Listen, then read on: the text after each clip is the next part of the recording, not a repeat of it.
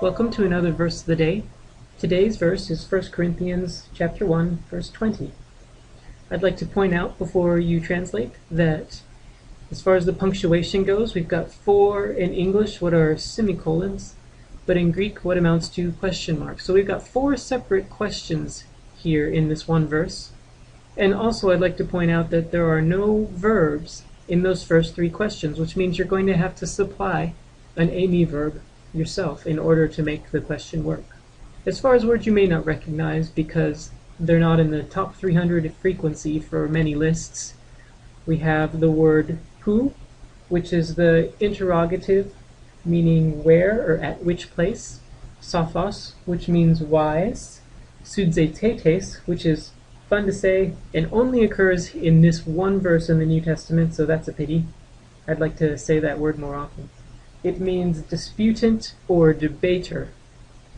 And finally, this word comes from the word morino, which means to make foolish or to show to be foolish. Now please pause the video, do your best to translate, and then we'll work through the verse together. Beginning with the first question, as I said before, we have to supply an me verb in order to make this work as a sentence in English. So we have our subject here, sophos, which means wise. We have the question where wise. We add the be verb, where is the wise? The exact same thing is happening with the word for scribe. It's in the nominative case, it's the subject of our tiny sentence.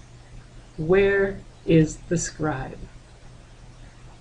Then we have the word debater, also functioning as the subject, but here we have our genitive describing this word, and we have our demonstrative pronoun also in the genitive describing this other genitive.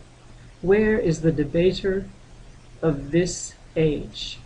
Now we come to a longer question, and with longer questions what I like to do is ignore the fact that this is a question and instead try and translate it like a normal sentence and afterwards turn it into question form. So, with this sentence, what is our main verb? The main verb is emoranen, and you'll notice the new here right before our n ending. What kind of verb is this? That's right, it's a liquid verb, or as I call them, marlin verbs. The new right before the ending shows us that sometimes if we have a verb that's going to have a sigma in it, the sigma gets eaten, or as us linguists like to say with our big words, subsumed. So you notice this epsilon here at the beginning of the word is still showing us that it's in the aorist tense, but we don't have the sigma here because of the new. So to parse this verb, this is an aorist active indicative, third person singular. So what is our subject? What's in the nominative case here in this sentence? It would be theos. So God is the subject. God made foolish. Now what is our direct object? What's in the accusative case? It's the word sophion. So we have God made foolish the wisdom, and now we have a genitive describing the word wisdom. God made foolish the wisdom of the world. Add the negative. God did not make foolish the wisdom of the world. And then turn it into a question. Did not God make foolish the wisdom of the world? And that's how I handle questions of length like that. Hopefully you'll find it helpful as well. So now we turn to our final translation.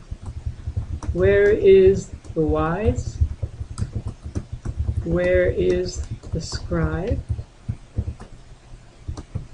Where is the debater of this age?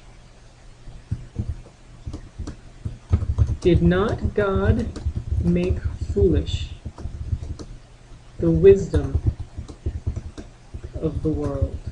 We've got a little extra time today, I think, so I'd like to just throw in something that you will get in your second year of Greek for those of you who are first year students, and that is that you will start going deeper into the functions of each case. So here we've got a genitive and this genitive kosmou is describing the word sophion, wisdom of this world. But in second year, we'll be asking ourselves, but what type of genitive is this? For instance, is it functioning like an adjective, which we would call an adjectival genitive? Then we would translate it, has not God made foolish worldly wisdom? I think that's a very viable translation. You could also call this a genitive of source, or if you follow an 8-case system, you would say an ablative of source. And in that case, you could translate it, has not God made foolish the wisdom that comes from this world? So you'll notice there's a slight difference in meaning there between worldly wisdom and wisdom that comes from this world. And it's up to us as the interpreters to decide what type of genitive that is going to be. Now there's more than just 2 types of genitives, and you will be learning in your second year more about this. For me, this is where Greek really gets interesting, because now suddenly we're making interpretive decisions in our translation. Well, that's our verse for the day.